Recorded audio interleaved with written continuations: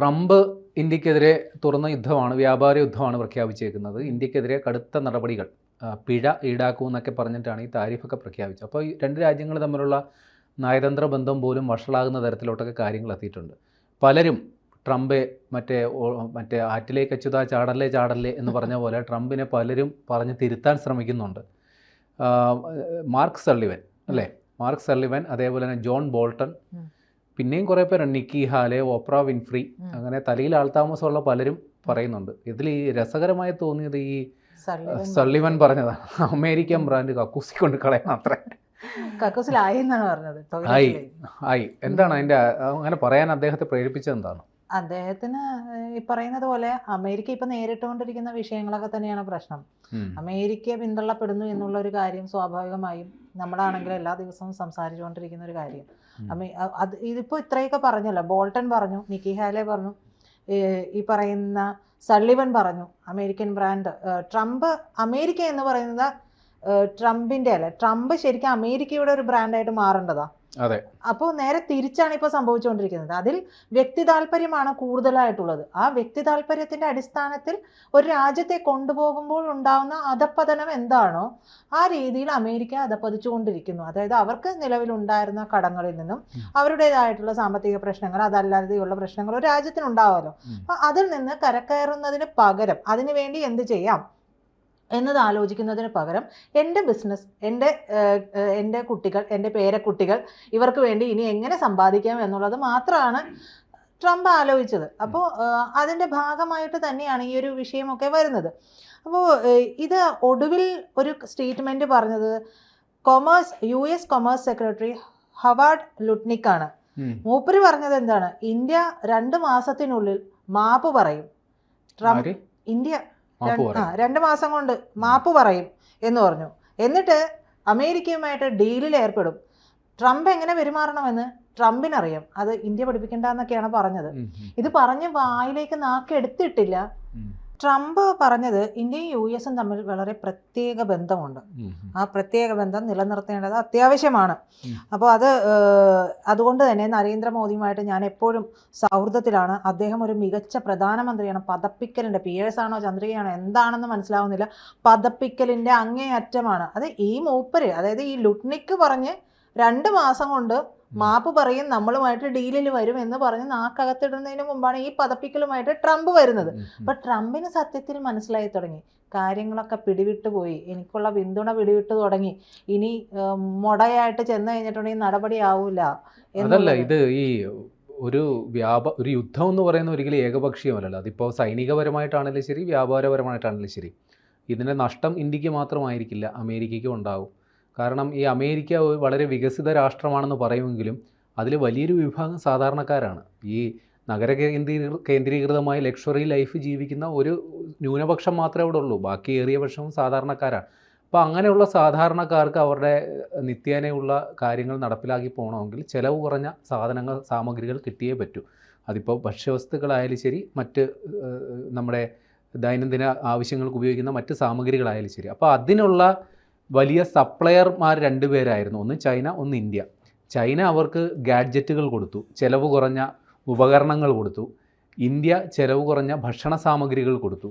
ഇതിങ്ങനെ നിരന്തരമായി കിട്ടിക്കൊണ്ടിരുന്നതുകൊണ്ട് തന്നെ അമേരിക്ക സ്വന്തമായത് ഉൽപ്പാദിപ്പിക്കണമെന്നുള്ള ചിന്ത അവർക്കുണ്ടായില്ല.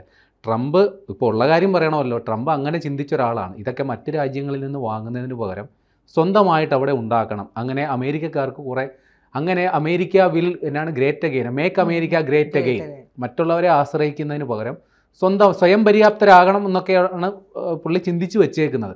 പക്ഷെ നമ്മളൊന്ന് ആലോചിച്ച് നോക്കുക. ഐഫോണിൻ്റെ ഉദാഹരണം എടുക്കാം. ഐഫോൺ അമേരിക്കയിൽ വിറ്റഴിയുന്നത് $100. അത് ചൈനയിൽ നിർമ്മിക്കുന്നത് കൊണ്ടാണ് $100 വിൽക്കുന്നത്.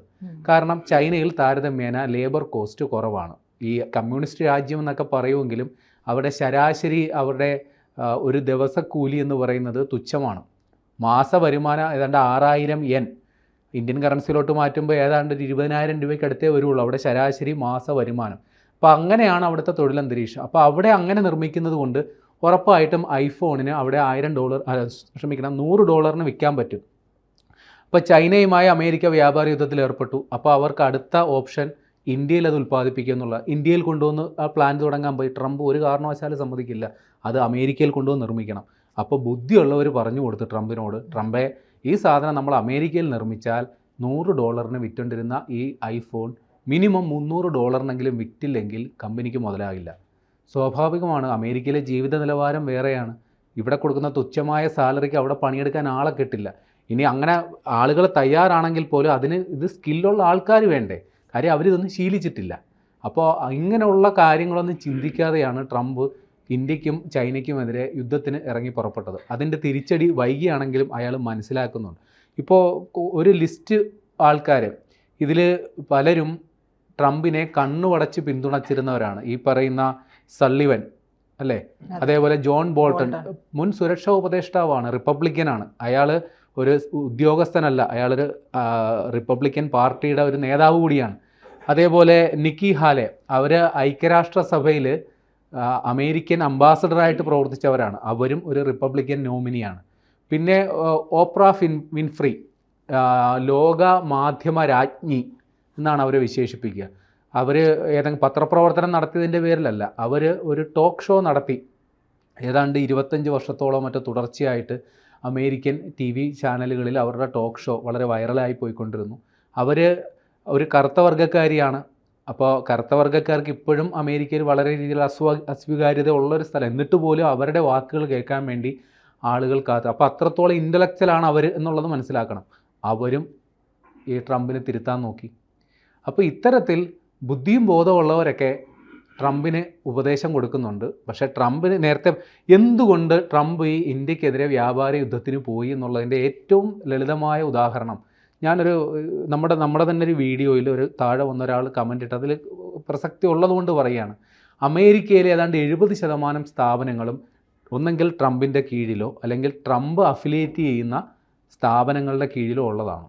അപ്പോൾ അവർക്ക് അവരുടെ കച്ചവടം ഉറപ്പിക്കണമെങ്കിൽ ഇന്ത്യൻ ഉൽപ്പന്നങ്ങളും ചൈന ഉൽപ്പന്നങ്ങളൊന്നും അങ്ങോട്ട് ചെല്ലാൻ പാടില്ല. അവരുടെ ലാഭം പരമാവധി കൂടണം. ഇത്തരത്തിൽ വെറും സങ്കുചിതമായ താല്പര്യങ്ങളുടെ പേരിലാണ് ട്രംപ് ഇന്ത്യക്കെതിരെ അല്ലെങ്കിൽ ചൈനയ്ക്കെതിരെ വ്യാപാര യുദ്ധം പ്രഖ്യാപിച്ച് നമുക്ക് മനസ്സിലാക്കാം. വ്യാപാര കമ്മിയുള്ളതിൻ്റെ പേരിൽ പക്ഷേ അപ്പം തന്നെ ഒരു സർജിക്കൽ സ്ട്രൈക്ക് കൊടുത്തല്ലോ. അതെ, തിരിച്ചു കൊടുത്തു. സർജിക്കൽ അല്ല പ്രശ്നം എന്താ വെച്ചാൽ, ചൈന അമേരിക്കയിലോട്ട് സാധനങ്ങൾ കൊടുത്തില്ലെങ്കിൽ ഈ അമേരിക്കയിലെ പല കോർപ്പറേറ്റ് സ്ഥാപനങ്ങളും ഉണ്ട്, അവർക്ക് പണിയെടുക്കാനായിട്ടുള്ള സാധനം ഇവിടുന്ന് ചെല്ലണ്ടേ? അത് കാരണം അവർക്ക് പ്രശ്നമുണ്ടായി. അങ്ങനെയാണ് ട്രംപ് അവിടെ പത്തി മടക്കിയത്. ഇന്ത്യക്കെതിരെ എന്താണ്? ഇന്ത്യ കാർഷിക ഉൽപ്പന്നങ്ങളാണ് അങ്ങോട്ട് കൊടുക്കുന്നത്. ഇവിടുന്ന് സാധനം ചെന്നില്ലെങ്കിൽ അവിടെ ആളുകൾ പട്ടിണി കിടന്ന് ചാവും. എന്നിട്ടും കാർഷിക മേഖല അവർക്ക് പൂർണ്ണമായി തുറന്നു കൊടുക്കണമെന്നാണ് അത് ഈ കോർപ്പറേറ്റ് ഫാമിംഗ് എന്ന് പറയുന്ന പരിപാടിയുണ്ട്. ഇപ്പോൾ പാകിസ്ഥാനിൽ അസീം മുനീർ ചെയ്തുകൊണ്ടിരിക്കുന്ന അതാണ്. അതായത് ഈ മൂല്യവർദ്ധിത ഉൽപ്പന്നങ്ങൾ ഉണ്ടാക്കുക, അല്ലെങ്കിൽ ഫസ്റ്റ് ക്വാളിറ്റി ഉൽപ്പന്നങ്ങൾ. ഈ ഗ്രീൻ ഹൗസ് എന്നൊക്കെ നമ്മൾ കേട്ടിട്ടില്ലേ? വലിയ രീതിയിലുള്ള കൃഷി, അതായത് വാണിജ്യ അടിസ്ഥാനത്തിൽ. നമ്മൾ കൃഷി എന്ന് പറഞ്ഞാൽ നമ്മൾ പ്രാഥമികമായി മനസ്സിലാക്കേണ്ട അതൊരു സേവന പ്രവർത്തനം പോലെ ചെയ്യുന്നൊരു വരും. മറ്റുള്ളവരുടെ ഭക്ഷണ ആവശ്യത്തിന് വേണ്ടി നമ്മൾ രാപകലില്ലാതെ അധ്വാനിക്കുന്നതിനാണ് കൃഷി എന്നുള്ളതാണ് പഴയ ഒരു സങ്കല്പം. പക്ഷേ ഇപ്പോൾ കോർപ്പറേറ്റ് ഫാമിംഗ് എന്ന് പറഞ്ഞു കഴിഞ്ഞാൽ ഈ തുള്ളിമരുന്ന് കൊടുക്കുന്നത് പോലെ വെള്ളവും വളവും കൊടുത്ത് ഒരു വീടിൻ്റെ അകത്ത് ഒരു ചെടിയെ വളർത്തി, നമ്മുടെ ഈ എന്താ പറയുക, നമ്മുടെ ഇറച്ചിക്കോഴി വളർത്തിയെടുക്കില്ലേ, അതേപോലെ കൃഷി ചെയ്യുന്ന പരിപാടിയുണ്ട്. അപ്പോൾ അതിൽ നിന്ന് കിട്ടുന്ന നമ്മുടെ ഈ പരസ്യത്തിലൊക്കെ കാണുന്ന പോലെയുള്ള ഉൽപ്പന്നങ്ങളായിരിക്കും അതിൽ നിന്ന് കിട്ടുന്നത്, നല്ല കാഴ്ച ഭംഗിയുള്ളത്. അതൊക്കെ വലിയ വിലയുമായിരിക്കും. അപ്പോൾ അമ്മാതിരി സാധനമൊക്കെ അവിടെ ഒരുപാട് കെട്ടിക്കിടക്കുന്നു. അതെ, ജനിതക മാറ്റം വരുത്തിയത് അത് കേൾക്കുമ്പോൾ നമ്മൾ അത് കഴിച്ചാൽ നമുക്ക് വല്ല ക്യാൻസർ, അങ്ങനെയല്ല. ആ സാധനം വിത്ത് ഉണ്ടാവില്ല.